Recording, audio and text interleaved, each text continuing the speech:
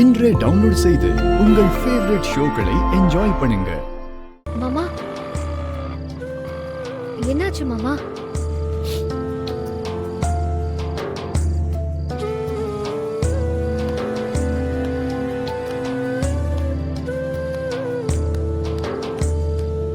மாமா, என்னாச்சு மாமா?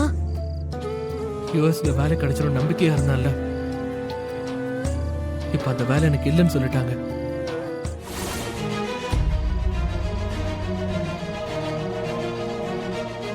என்னோட எத்தனை நாள் கனவு தெரியுமா? எனக்கு அந்த வேலை கிடைச்சு நான் யுஎஸ்ல போய் செட்டில் ஆகணும் தான் கஷ்டப்பட்டு நான் அங்கேயே தங்கி படிச்சேன்.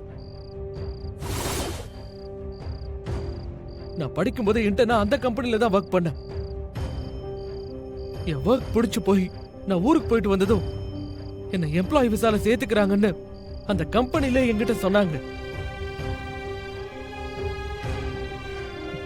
நானும் அதை நம்பிதான் இவ்வளவு நாள் அதுக்காக ஒர்க் பண்ண. நீ கூட பார்த்தல ஏற்காடுல அந்த சிஇஓ எனக்கு வேலை கன்ஃபார்ம்னு சொல்லிட்டு போனார்ல. திரும்பவும் இப்ப ஏஐ ப்ராஜெக்ட் கொடுத்து ஒர்க் பண்ணதா சொன்னாங்க. அதனால எப்படி எனக்கு வேலை கிடைச்சிரும், நான் திரும்ப அமெரிக்காக்கு போயிருவேன் நினைச்சிட்டு இருக்கும் போது எனக்கு வேலை இல்லைன்னு மெயில் வருது. என்னாச்சு, ஏன் எனக்கு வேலை இல்லைன்னு சொல்லிட்டாங்கன்னு சிஇஓக்கு கால் பண்ணா அவர் போனே எடுக்க மாட்டேங்கிறாரு. நான் என்ன தப்பு பண்ணேன்னு தெரியல. என் ஒர்க்ல தப்பா இல்ல வேற ஏதாவது தப்பு பண்ணிட்டேன் நானு, எனக்கு ஒண்ணுமே புரியல.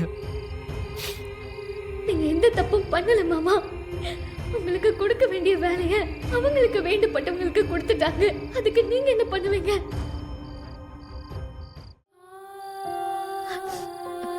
மாமா, உங்களுக்கே தெரியும்ல நீங்க எந்த தப்பும் பண்ணலன்னு.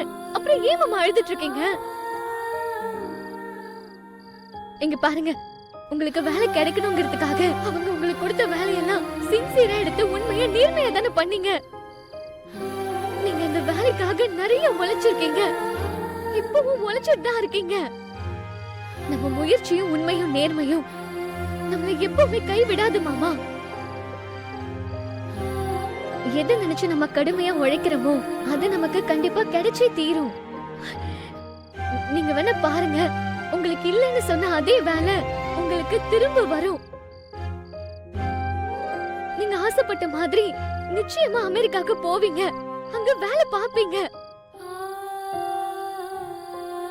தேவையில்லாம மனசுல எதையும் போட்டு குழப்பிக்காதீங்க. நான் சொன்ன மாதிரி உங்களுக்கு கண்டிப்பா வேலை கிடைக்கும். வாங்க மாமா, வாங்க மாமா, வாங்க.